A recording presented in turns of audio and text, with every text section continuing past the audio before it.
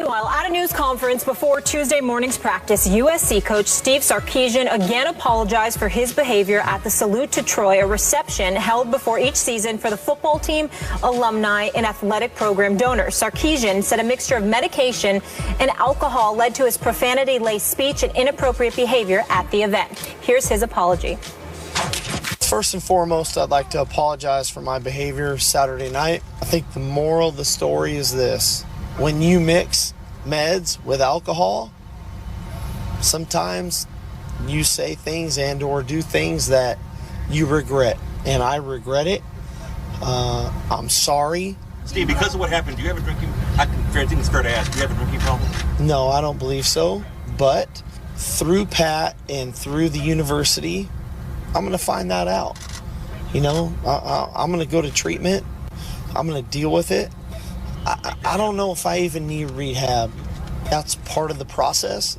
There was alcohol in our coaches' locker room after great wins, one way or the other.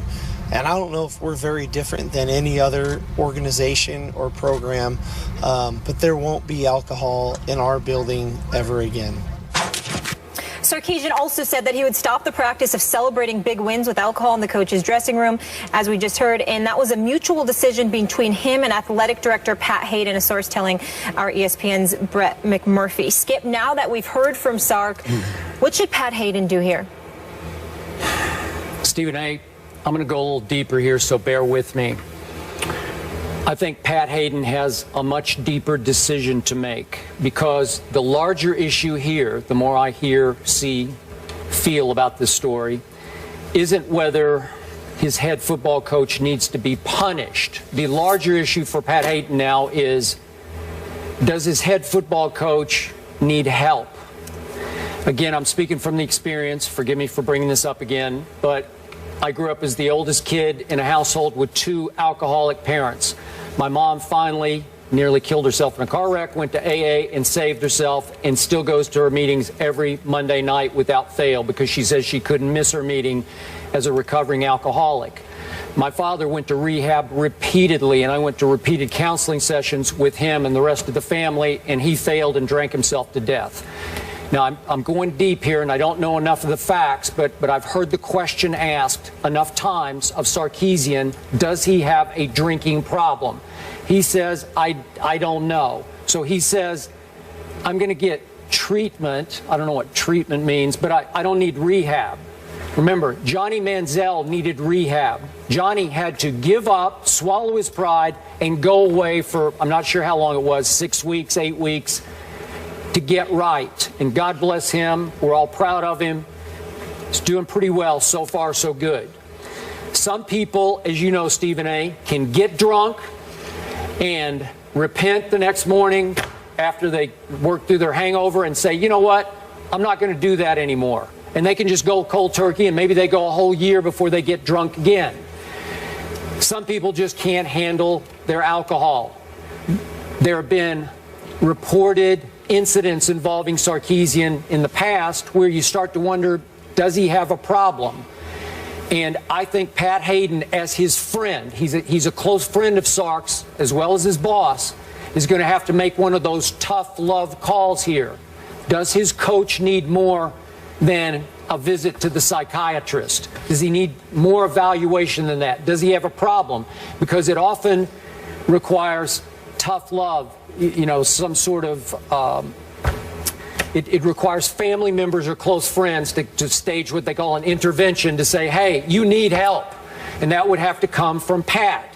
Obviously, as we keep putting in the context, they have a loaded football team, ranked 8th in this latest, what was it, the AP poll? Mm-hmm. Yeah.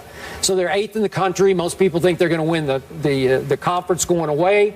Could they compete for a national championship? Is his job maybe kind of on the line, or some of the USC faithful starting to wonder about him? All I know was that was such an embarrassment for the university because that was such a key moment in the season. And remember, he's going to have to speak to Trojan clubs around the Southland where you are right now, the Los Angeles area. Every week he probably is scheduled to speak to another Trojan club. So they're going to have to either get him right, get him help.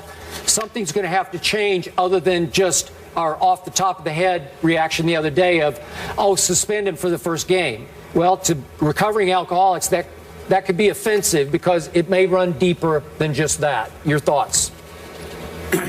Well, my thoughts initially are, obviously, as always, I appreciate your candor, your honesty, and how open you are about what ailments affected your family. I know how deep that runs for you, so I deeply appreciate you sharing that. That's number one. Number two, I believe that Steve Sarkisian, I believe his contrition was genuine. I think that he was sincere. I think that his apology was legit. I think he meant it. I do believe that he's sincerely ashamed of his actions, particularly how it reflects on Pat Haden and the USC Trojans program. I think all of those things are true. Yet it doesn't change my position one bit. I think he should have been suspended immediately.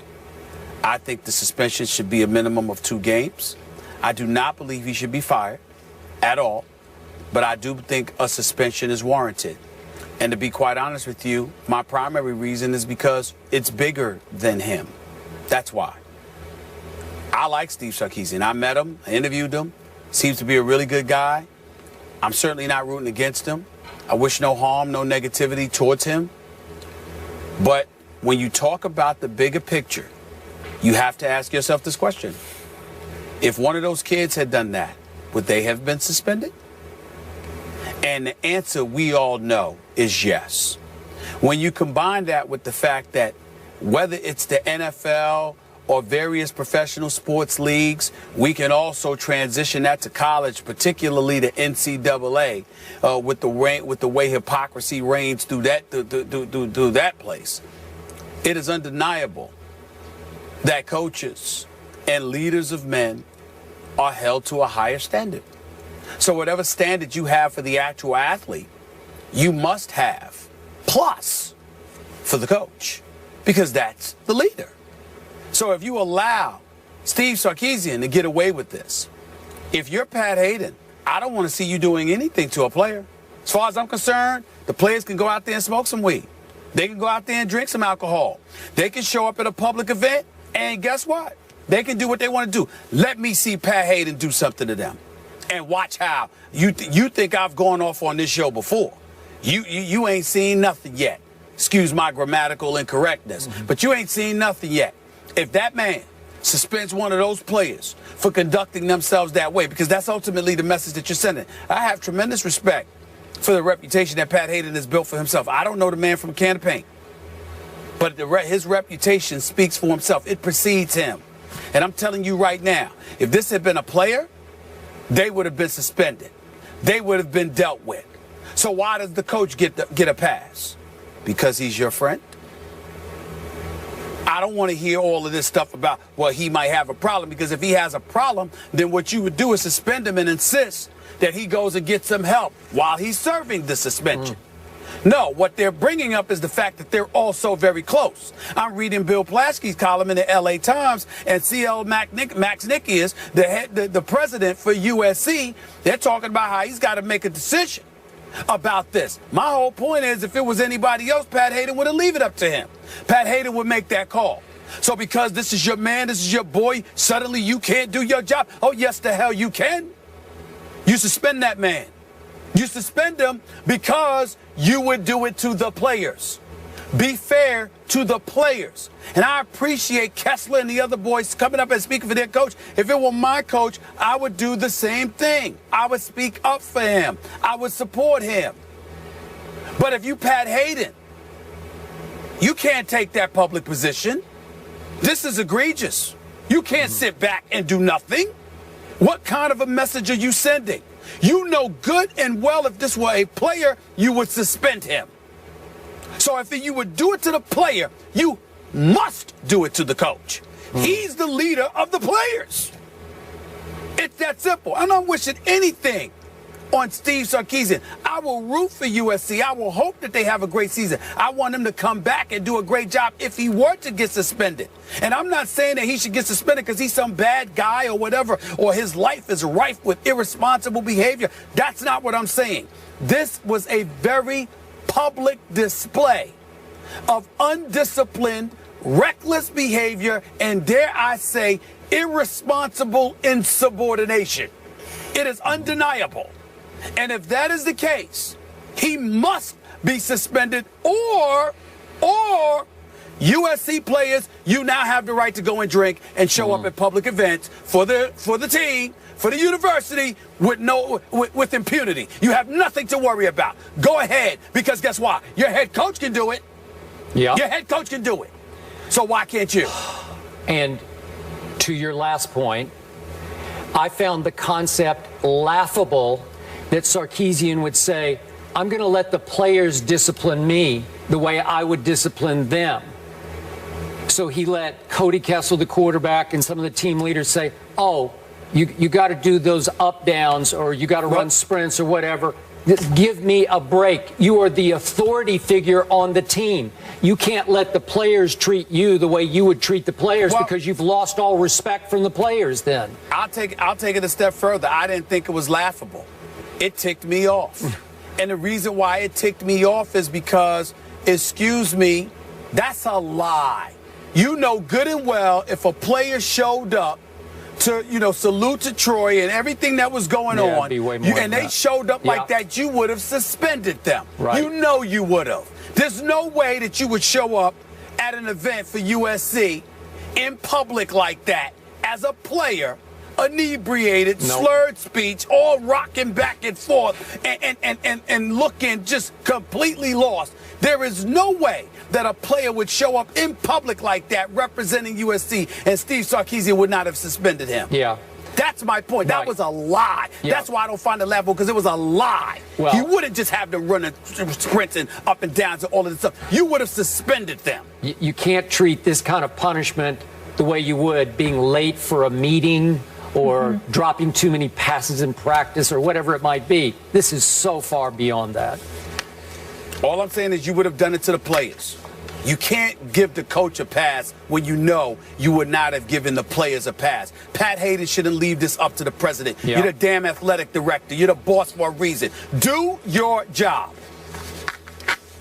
All right, we'll leave it there. So we both agree a suspension is needed in this case. Obviously, they're on the brink of greatness again. They're number 8, becoming that powerhouse that SC is. Hopefully they can get that all straightened out. We move on to a player who's 1 year removed from the college game. That's Odell Beckham Jr., who showed out last season, and now defenders are showing up. Will the target on his back slow him down in his sophomore campaign? That's the question. And also Antonio Pierce will join the desk for that conversation. Stay here.